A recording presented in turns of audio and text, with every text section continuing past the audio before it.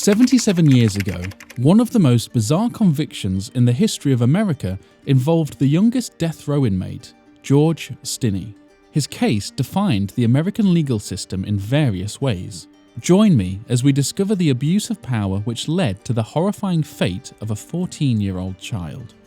It was the year 1944 in the city of Alcalá, South Carolina, a community divided by a railroad where the blacks and the whites lived separately. This was where George Stinney's life came to a total twist and sadly brought him to the grave. George came from a very simple and humble background where his father, George Stinney Sr., worked in a sawmill as a sharecropper, and his mother, Amy Stinney, was a cook at an Alcalú's all-black school. He was the second among 5 siblings, and they lived happily at a 3-room house his father's company had provided for them. Not really much, but it was an honest living for the Stinney family. The Stinney family's fate quickly turned around with the disappearance of Betty June Thames, aged 11, and Mary Emma Thames, aged 7, 2 young white sisters who lived within the same town. The story went like this. George and his sister were on their way home after grazing their family cow.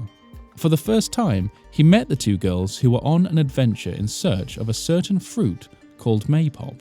They stopped just to ask George and his sister where they could possibly get it and headed off on their way. Unfortunately, the girls did not make it back by sundown. That was the reason why the police immediately organised hundreds of people, including George's father, for a search party. They spent all night searching. George, in his willingness to help, informed the authorities that he had seen them on his way home and that they told him they would be going to the railroad. Obviously, the police kept this information in mind. At sunrise, their bodies were recovered in a muddy ditch. Emma had a hole boring through her skull, while June suffered blows to the head. Autopsy later confirmed that she got 7 blows from a round instrument, leaving the back of her head nothing but a mass of crushed bones. The whole town was stumped. Who on earth would do such a horrifying act of killing? 2 stories about the unfortunate fate of the 2 girls came up.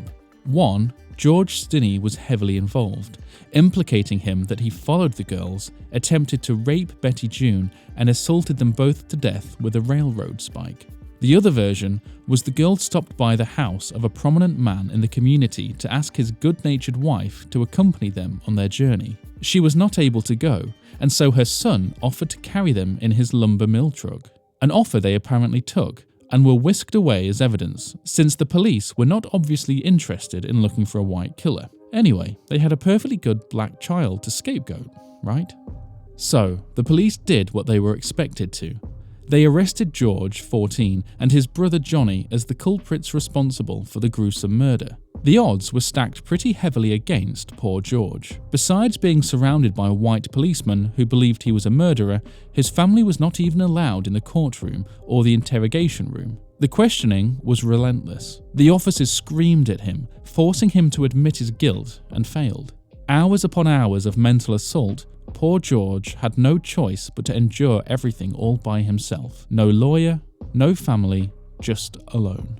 A publicly provided attorney, Charles Plowden, did not seem really interested in proving the innocence of his client. At the trial, charges were brought and a court session was held. Yet his attorney called no witnesses to the stand, cross-examined nobody, and most of all, he did not even bother to look at the evidence that could prove his client's innocence. His guilt was completely circumstantial and without proper legal procedure.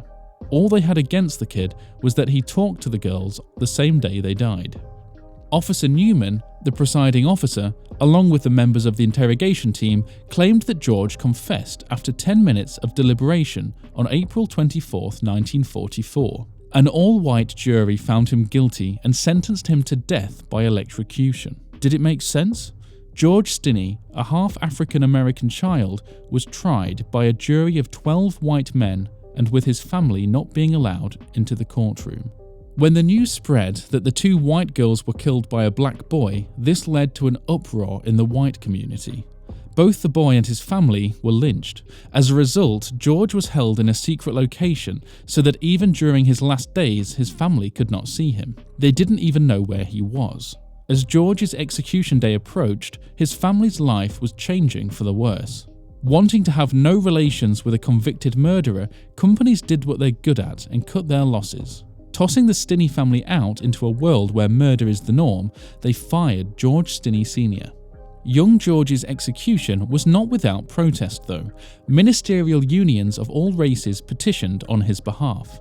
Among the arguments they raised were the ethics of killing a child, Christian morality, and the justice of the trial and conviction. Several letters and telegrams were sent to the governor's office requesting clemency, but they were all ignored. The governor, Olin Johnson, was warned of rising racial tensions by protests, but it was too late.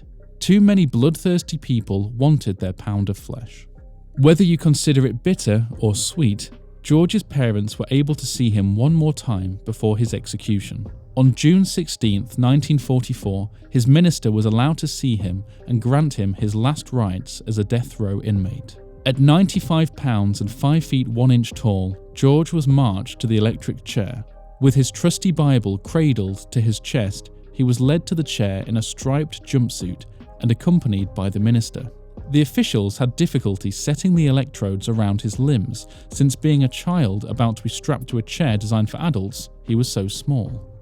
They took the Bible from George and used it as a booster for his seat. They asked George if he had any final words. He simply shook his head.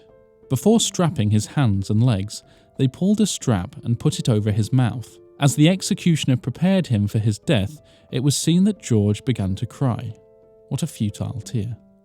This signal was given after they placed an ill-fitted adult mask over his tear-stained face, and the 2,400 volts were sent through his body, and everybody saw his wide-eyed, teary, saliva-covered face.